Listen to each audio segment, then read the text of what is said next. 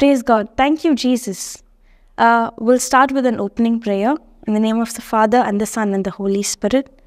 Thank you, Abba Father. Thank you, Jesus. Thank you, Holy Spirit, for giving us this beautiful, blessed day. Thank you for taking care of everything from morning till evening with all your time, all your love. Thank you, Jesus. Thank you, Holy Spirit. Thank you for your Spirit who is going to guide us, who is going to lead us. Holy Spirit, you take complete control and authority over my vocal cord, over my thoughts, on what I speak, on what I say. Thank you, Jesus, for your Spirit, the Holy Spirit, is going to help and deliver this message to all of them who are in need of it. Thank you for your understanding, for your knowledge, for your love, for your wisdom, that this message is reached just the way you want it to. And I make this prayer in Jesus' name. Amen, amen, and amen. Okay, brothers and sisters, today we are going to learn on something very simple, very basic, but yet very important. And what are those? Words. Words. So what are words and why are words so important? If we see when God created this nature, this earth, if we go to the chapter of Genesis 1, for verse 1, it says the earth was void.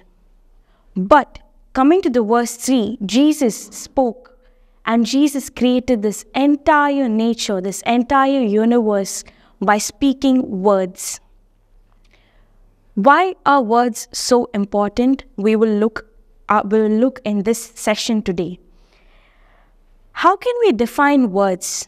Basically, words are the spiritual containers which have the power to contain the substance, either life or death.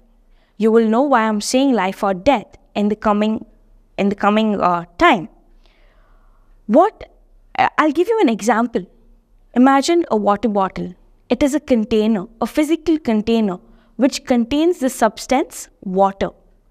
Now, this physical container can contain the substance, any form that's in liquid. It can be water or it can be anything which is in the form of liquid. The same way, our words are spiritual containers. It has the power to contain the substance. Based on what you speak, you have the authority for the words to contain either life or death. These words, you cannot really see it, but they make a huge impact. Okay. For example, imagine I say, don't imagine a beach. Now, what are we doing? I said, don't imagine a beach. But what came to your mind? A beach. You pictured a beach. That's how powerful words are. When I speak, when I say anything, you start visualizing it. You start imagining it. When we hear words, we visualize things, we imagine things. And that's how a huge impact of your words could make. Coming to Genesis 1, chapter 1, first chapter, verse 3, when the second verse, this says, God, when the earth was void, and in the third verse, we can see that when God saw, he did not speak, but he spoke what he wanted to see and not what he saw. He said, let there be light, and there was light. What was the situation before he spoke? There was obviously darkness, because when there is no light, it's obviously darkness. So we need to speak what we want to see and not what we see. Because when either your words can contain the substance that is life or death, it cannot contain both. If God said, there is darkness, let there be light, there wouldn't have been the power of the light to be there. He just said, let there be light. And that's how we need to imply the power of words in our life. The moment I open my mouth and speak about my problems, it's going to give life to death. And what is this life and death that we are talking about? If you go to Romans 8:6, life is our carnal, the words that we speak aligning to our carnal thinking is called death. But what is life? The words that we speak which align to the word of God, which are spiritual, is life. If we want to see, we tend to ask God, why is this happening in my life? Why is this happening in my life? We talk about the problems to the people. But what does God say? God says, if you go to Proverbs 18:21, the power of life and death is in the tip of your tongue. So, just like the power of life and death is in the tip of your tongue, you are the cause for your own problems. When we decide to speak according and aligning to the word of God, we are giving life. But when we decide to speak on the problems, on the situation, we are opening the door for death. And we talk about our problems to people. We say, my life is so bad. Our problems are so worse. We describe the worst of the worst. But who is giving this information to us? It's our 5 natural senses. And what is it to be carnally minded? That is, when your 5 natural senses are speaking to you, that's called being carnally minded. When we are divided into 3 parts, your spirit, soul, and body. Spirit is what God gave us. We have the spirit that is made in the likeness and image of God. It is God's spirit. Then we have soul, which controls our emotions, which our entire body depends, our entire carnal thinking is based in our soul. Body is just the earth suit. So when Adam first created the sin, God had given us the dominion over everything. But when Adam committed the sin, he obeyed to the Satan, and we automatically became the slaves of the serpent. And that is why we have so many problems in this earth. Why is it that we consider heaven as heaven? The kingdom of God is heaven. Because we all know it's a paradise. And we know that there are no problems because the God of the heaven is God, our Jesus itself. But when it comes to the world, it's Satan. And we think God has authority over it. God, when Jesus died for us, he did fight the battle and he won the battle. But in order to receive the battle, it's us who need to put in efforts and in faith to take victory over the Satan. So rather than speaking death, that is the facts that you see or the situation that you can see, you either speak the solution that God has given, that is his word. Jesus died for us, and every blood that he shed for us is the cure and the victory for all the problems in our life today on this earth that we are facing. What is so different about humans than any other creation? God created every other thing because of his words. He spoke to it and he gave it life. But humans are the only thing that God took from the dust and he breathed into us. He gave us his spirit. He breathed into us. We weren't made by words. We weren't commanded. He didn't give us the authority to become like humans, but instead he gave us his breath because that's how much he loves us. He wanted us to be in his likeness and in his image, that is our spirit, aligning to what he wants. And also the other authority and the other thing that we are so different from other creation, from other living beings, humans are so different, is because we have the power of words. If we go to Genesis 1:26, then God said, "Let us make mankind in our image, in our likeness, so that they might rule over the fish in the sea and the birds in the sky, over the livestock and all the wild animals and all the creatures that move along the ground. God gave us dominion and authority over everything else. And this doesn't mean humans, but it means let us make mankind in our image, in our likeness, so that they might rule over the fish, the sea, the birds, all the living beings other than humans. God has given us the dominion to talk over any problem, any evil that's coming in our life, that Satan has brought in our life, that the evil one has brought in our life. The evil one has no authority, has no victory, because Jesus has already done it and has given us the victory. So during the time of Adam, if Adam commanded the lion or any animal that you think is dangerous, if he commanded to sit or if he commanded to get out, it would go. But can you and I imagine of doing it? No. That's because we do not know who we are in Christ. We do not know what power we have, because the mighty one is in us, and we do not know because, again, Hosea 4:6 says, my people have been destroyed by the lack of knowledge. We do not know what God's word is capable of. Now, like we see here that God opened his mouth and spoke solution. That's what he expects us, me and you, to do it. Rather than talking about how your problems are and complaining and grumbling about how your problems are, take the solution that God has given and apply it to all the problems over the situation to get that victory in your life. And whatever words I speak have the authority to open the doors for the substance that's either power of life or death.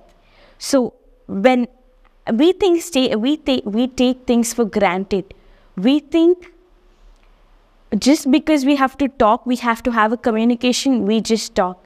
But we don't realize what we talk, we don't realize the words and the impact that it has on our life.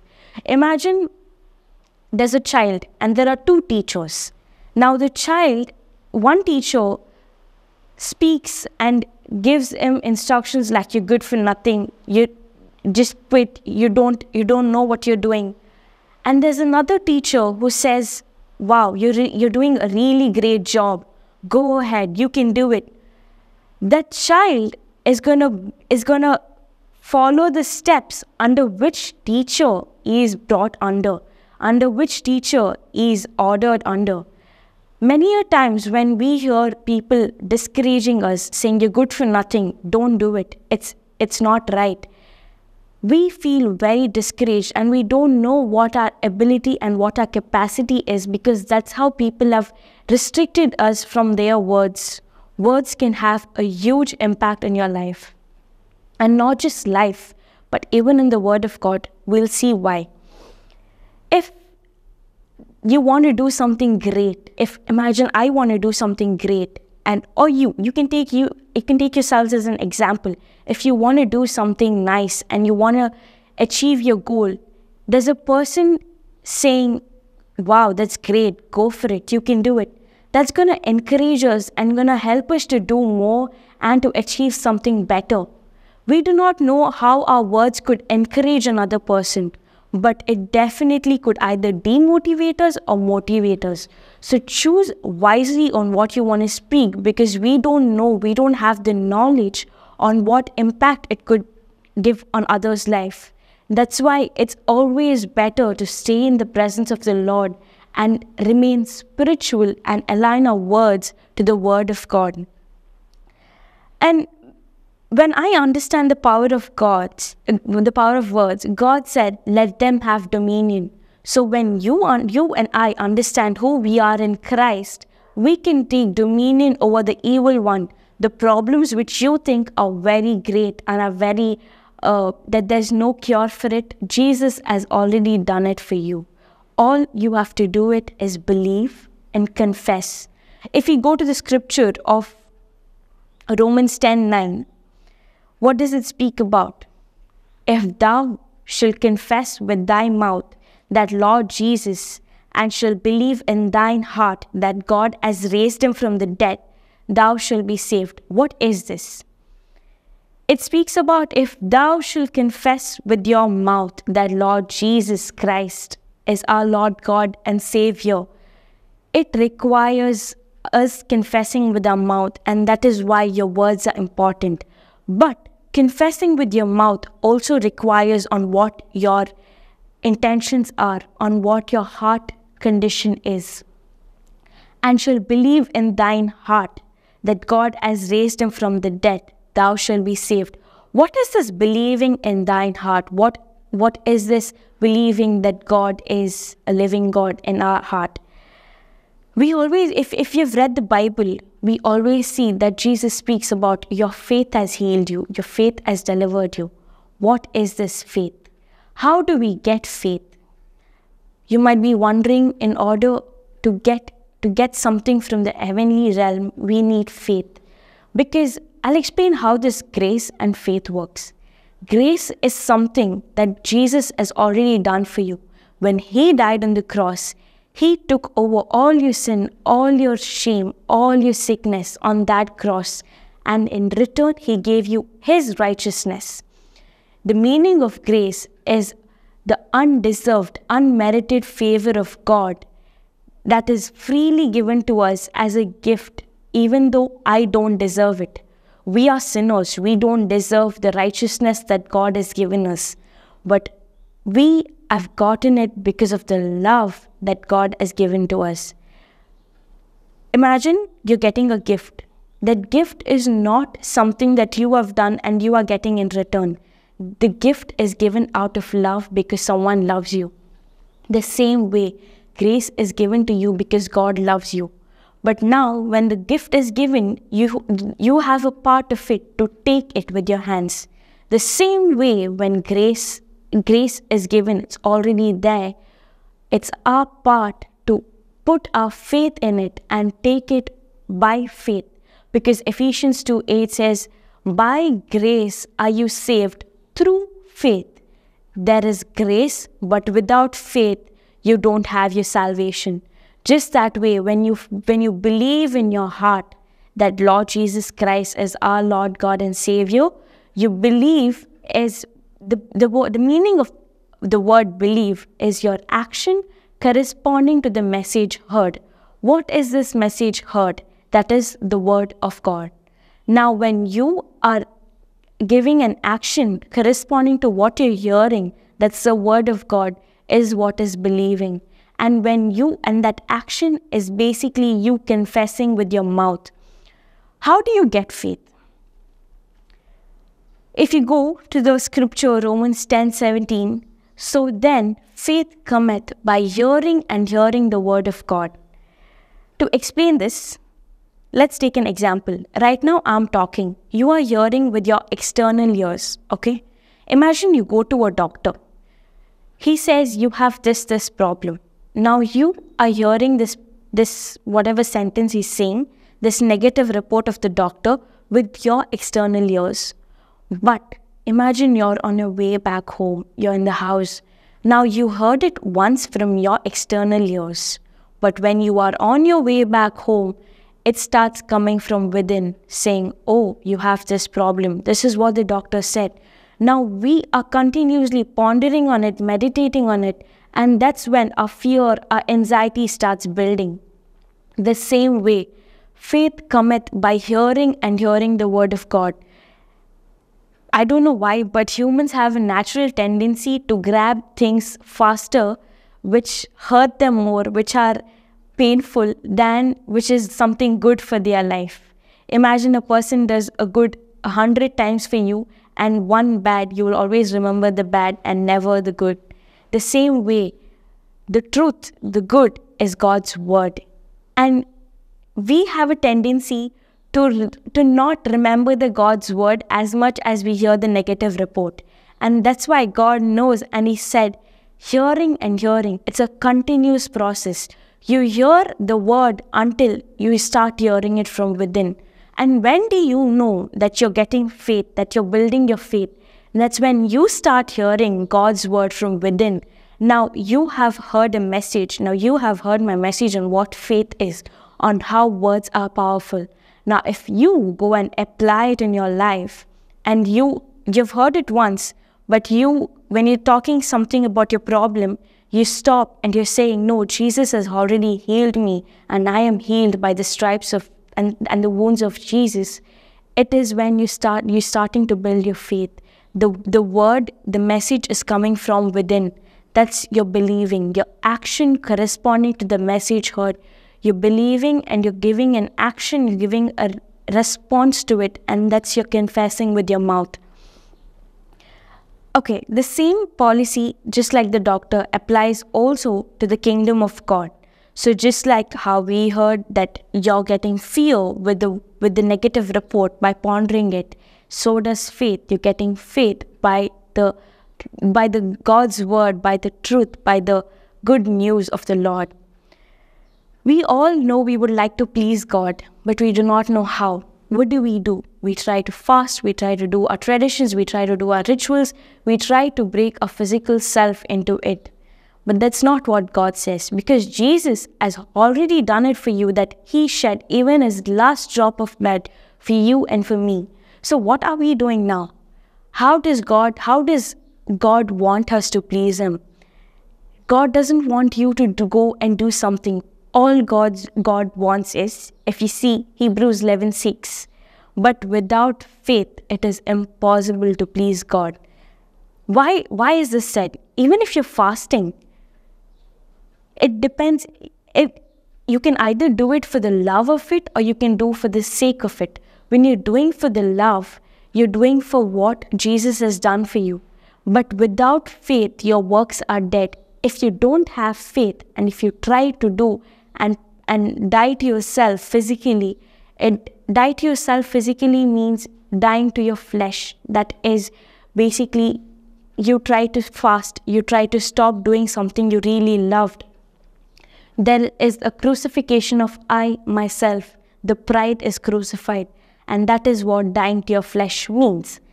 And when you die to your flesh, that is when you know what Jesus has done and what Jesus wants for you. And to please God, we need faith. So whatever action or works we are doing requires faith, because works without faith is dead. And it says, but without faith it is impossible to please Him. For he that cometh to God must believe that He is a rewarder of them that diligently seek Him. So we must believe that He is. When God's word says He is, it does not mean He is dead, but He is a living God. And when He is the living God, He gave us His Spirit. Now the infinite is within you, and you should know that all things are possible through Christ, because when the infinite is within you, there is nothing impossible through Him. Just like how you fall into something, you give a quick call to your parents saying this happened, and they come to help you and rescue you.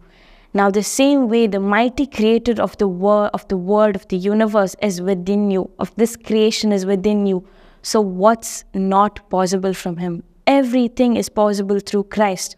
But we need to acknowledge the word, the truth that He has given us, and take it and apply it in our lives to know what Christ is capable of and what you can do through Christ. So I must understand that every storm, every problem in our life is absolutely nothing in the presence of God, because mountains melt like wax in the presence of God. And He is the rewarder of those who seek Him. When you understand what God has done for you, when you understand the God's love, you are going to go in search of Him. You're not doing it to force yourself, but your love itself is going to lead you. And because of your faith, you get the grace, you receive the grace, and He is the rewarder of those who seek Him. When a scientist discovers something, he is never satisfied with one thing. He wants to discover more and more after he's discovered something. And that's how our life is with, and our journey is with Christ. We don't stop with one thing, but we need to, if you start reading and acknowledging the Word of God, you yourself will know that there is no end to it. There is no full stop. Every single time you spend more and more time with Him, you will know that there is much, something great when you go deeper and deeper.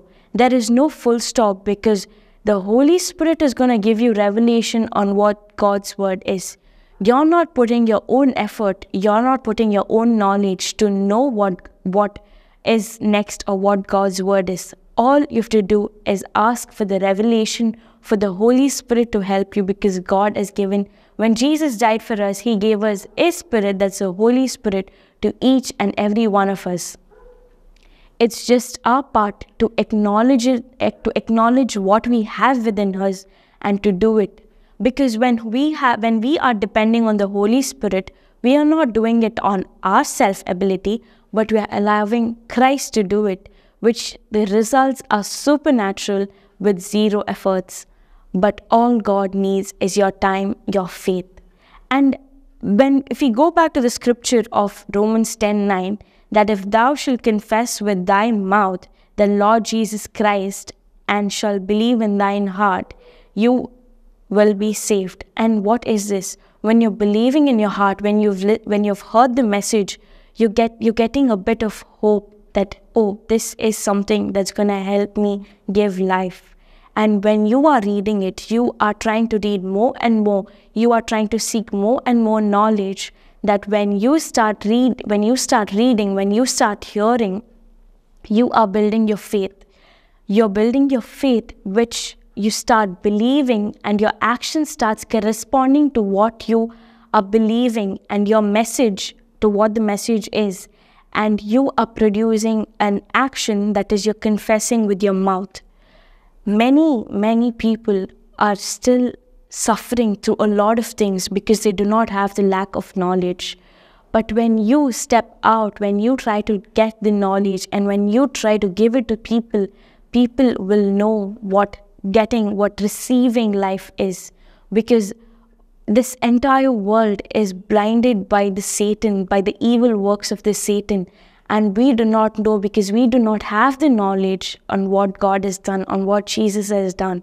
We do not have the knowledge because Satan has blinded our minds so much. The evil one has blinded our minds so much that everything that we are living in is all spiritual. And we don't realize, because we are spirit beings, and we don't realize this until we know the truth.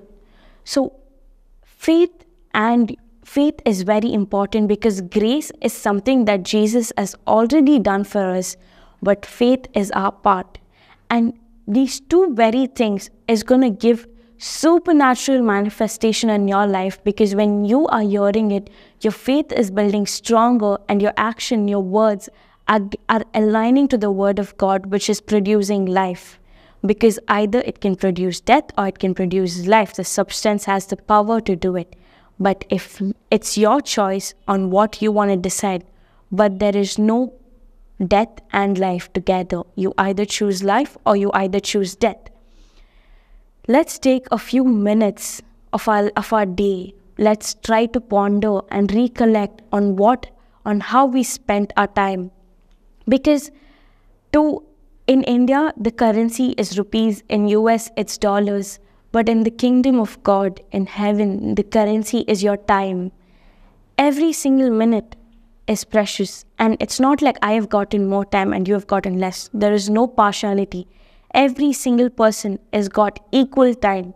And it's our effort that we put in, that the more the time, how much I invest my time in the Word of God, is the currency for my life. Because this world is temporary, we all know it. But Jesus gave us eternal life. So you choose it wisely on what you want to do, because faith becomes very important in order to receive any spiritual blessings. When we have known this truth, we heard what the message is. Now it's our time to sit and ponder on what God's Word is, on what we want to choose. Because God's Word is life. God's living Word is life. And Jesus is going to help you. And Jesus has given His Spirit, the Holy Spirit to help you know more better.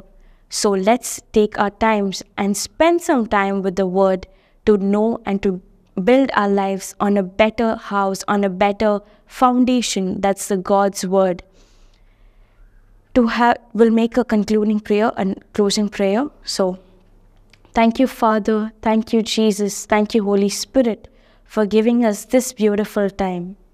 Thank you, Lord, for giving us your Spirit to understand your Word better, to know it, to have the knowledge of what your Word says. Lord, only through your Word are we saved, through your works and through your grace, by faith are we saved. And Lord, you know, and your Holy Spirit knows on what and which area to give a revelation on. Lord, we seek for revelation so that people understand it better. You know in what area to explain it better to them, to understand, to make them understand on how your Word works. Thank you, Jesus, for your Word, for letting every single word pierce through each one of our hearts to know on where we go wrong and to correct ourselves and to align ourselves with your Word, because your Word alone is life, Lord. Thank you, Jesus, for every single thing that you have given us to understand and to know you better, for your revelation and to know who you are. In Jesus' name I make this prayer. Amen, amen, and amen. Divyavani